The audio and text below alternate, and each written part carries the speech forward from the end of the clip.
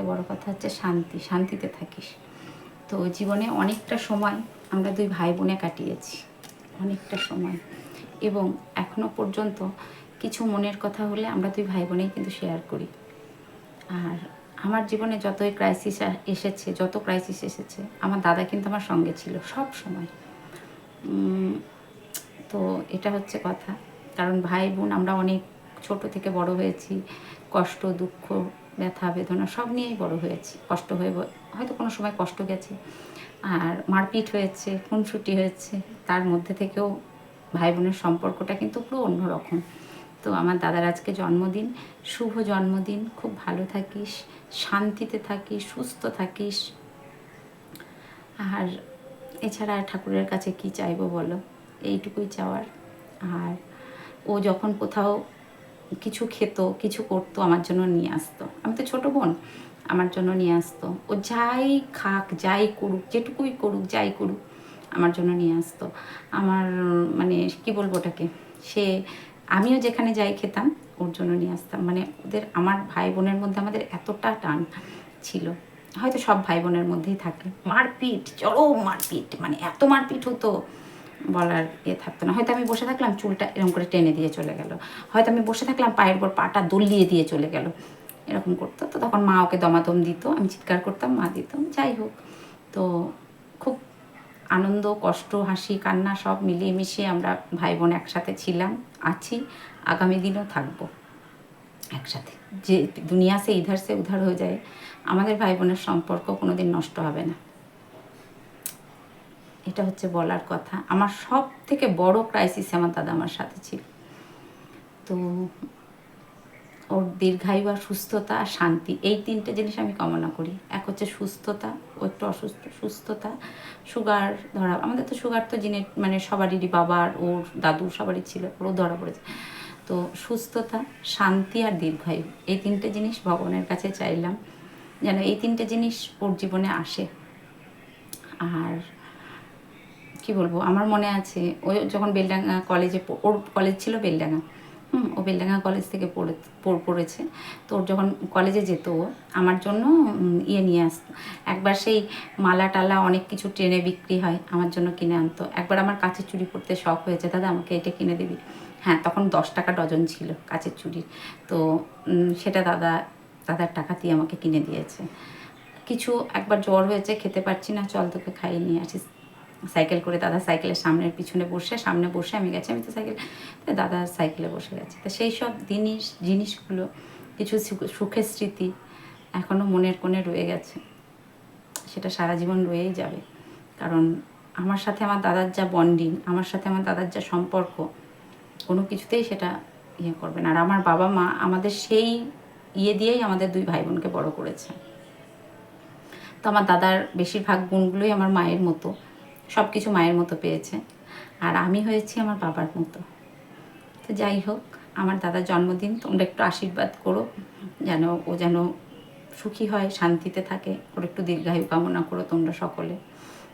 আমার ছোটো মাসি তো ভালোবাসে, আমার বনমাসি হচ্ছে আমার দাদার জীবন, মানে আমার বনমাসি খুব ভালোবাসে আমার দাদাকে এখনও, মানে আমার বনমাসি খোকা বলে, এখনও আমার বনমাসি আমার দাদার জীবন, ওর জন্য চিন্তা করে। ও মানে এতটা ভালোবাসে আমার বনমাসি, আমাকেও ভালোবাসে, কিন্তু দাদা হচ্ছে ওদের জীবন, ছোটো মাসিরও বনমাসিরও। আমি তো পরে হয়েছি, দাদা আগে হয়েছে। যাই হোক, তোমরা সকলে একটু আশীর্বাদ করো আমার দাদাকে, আমার দাদা যেন ভালো থাকে, সুস্থ থাকে, একটু শান্তিতে থাকে। চলো খেয়ে দিই কী কী রান্নাবান্না করেছি। এখানে করেছি তেতো, যেটা করতেই হয় কান্তিবাবুর জন্য, আলু ছাড়া, কিন্তু আলু দিইনি। আর এটা কালকের বাঁধাকপির তরকারি, আর ডাল রয়েছে, মুগ ডাল। এটা কেউ খাবে না, এটা আমার ডাস্টবিনে, বুঝতে পেরেছ? আর আজকে তিতো রসা করেছি, এখানে গলদা চিংড়ি করেছি, আর বেশি কিছু করিনি আজকে। খুব একটা রাতে কিছু একটা বানাতে হবে।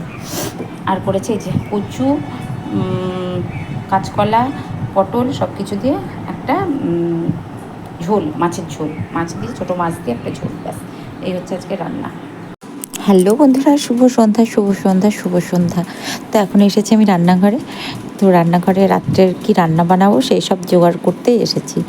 তো পাশে গান চলছিল, আমি বুঝতে পারিনি কপিরাইট আসবে বলে এখন আমাকে ভয়েস ওভার দিতে হলো। তো তোমাদের সাথে দেখাচ্ছিলাম আর বক বক করছিলাম যে এই যে এগুলো কেটেছি, এগুলো এবার পেস্ট করব মিক্সিতে, মশলাটা করে রাখবো। তো সেটাই বক বক করছিলাম আর তোমাদেরকে বলছিলাম। আর ওই যে কাজু মানে বাদাম দিয়ে ইয়ে করবো জন্য পনির করব, তো তারও মশলাটা করে রাখছি। কারণ এই কাটাকুটো মশলাটা করা থাকলে না খুব চটজলদি রান্নাবান্নাগুলো হয়ে যায়। তো সেটাই তোমাদের সাথে বক বক করছিলাম আর তোমাদেরকে বলছিলাম। মানে সবজি ইয়েগুলো কেটে কুটে এই যে দুটো কন্টেনারে এটাতে পনিরের মশলা করে রাখলাম, কাজু বাদাম কাজু সব কিছু দিয়ে, আর এটা চিকেনের মশলা করে রাখলাম। আর এখন বিরিয়ানি করব, সে মশলাটাও করে নিলাম। চলো ফ্রিজে ঢোকাই। ডিম আলুটা সিদ্ধ করতে দিয়ে আসলাম, এবার একটু গুপুকে ঘুম পাড়াবো, তারপরে ছেলে আসলে চা বানাবো। ও চা খায়নি, আমি খেয়েছি। আর সন্ধ্যার প্রদীপটা এখনও চলছে, হ্যাঁ গপুকে ঘুম পাড়াবো। 8:30 পৌনে 9টা বাজে। রান্না করছি, হাত কাঁপছে, ঠিক আছে। আর অনেক বাসন ছিল, সেগুলো সব ধুলাম।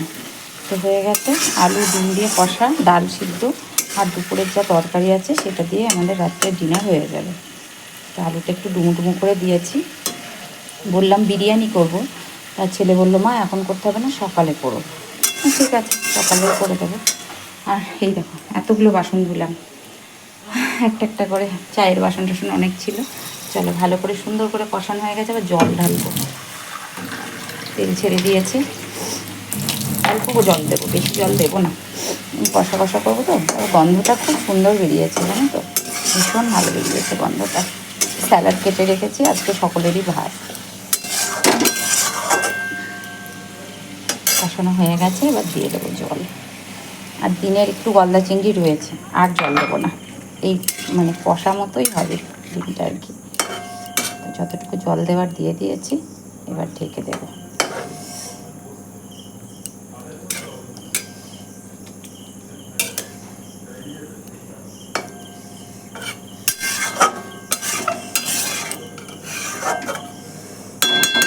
গ্যাস ওভেনও মোছা হয়ে গেছে, ফাইনাল একবার অবশ্যই মুছবো।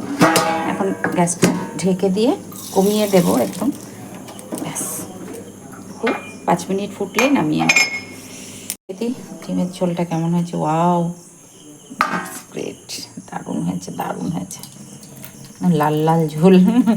চলো নিয়ে যাই কড়া শুদ্ধই।